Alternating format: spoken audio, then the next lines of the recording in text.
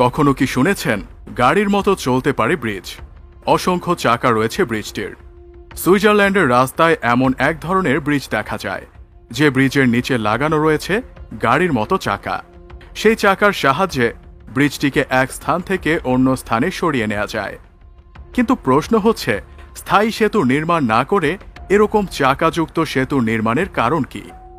মূলত সুইজারল্যান্ডে কোনো রাস্তা যদি খারাপ হয়ে যায় তাহলে সেই রাস্তা মেরামতের সময় যেন সাধারণ মানুষের চলাচলে কোনো কষ্ট না হয়, সেজন্য সেখানে এরকম চাকাযুক্ত ওভারব্রিজ এনে বসানো হয়।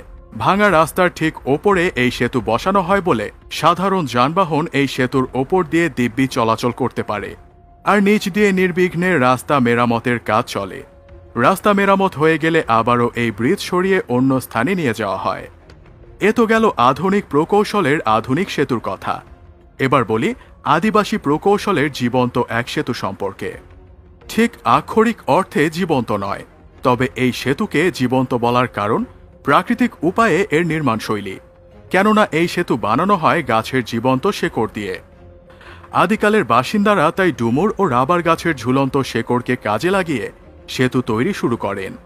এমন সেতু তৈরিতে কয়েক দশক লেগে যায়। প্রথমেই সেতুর জায়গা নির্বাচন করে সেখানে লাগানো হয় রাবার গাছের চারা। গাছের শেকড় মাটিতে দৃঢ়ভাবে বসে যেতে সময় লাগে অন্তত 10 বছর। গাছ প্রাপ্তবয়স্ক হলেই ডাল থেকে গজাতে থাকে ঝুলন্ত শিকড়। এই গাছের শেকড় নমনীয় এবং গজায়ও তুলনামূলক মজবুত ডাল থেকে। খাসিয়া সেতু নির্মাণকারীরা এসব শেকড় বুনে বাঁশ বা কাঠের কাঠামোয় গুঁজে দেন। তারপর কাঠামোগুলো পোতা হয় নদী জুড়ে। অপর তীরে মাটিতে পোতা হয় শেকড়ের পাকানো গোড়াগুলো। কালক্রমে এইসব শেকড় আরও পুরুষ্ট হয়। সেখান থেকে জন্ম নেয় আরও শেকড়ের প্রশাখা। এই শেকড়ও নদীর ওপর দিয়ে নিয়ে যাওয়া হয়।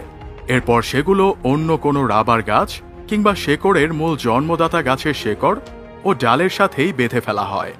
এভাবে শেকড় বা কাণ্ডের সাথে মিলেমিশে দৃঢ় রূপ নেয়। বৈজ্ঞানিকভাবে এই প্রক্রিয়ার নাম অ্যানাস্টোমোসিস। শেকড় কাঠামোর শূন্যস্থান পূরণে খাসিয়া প্রকৌশলীরা পাথরখণ্ড ব্যবহার করেন।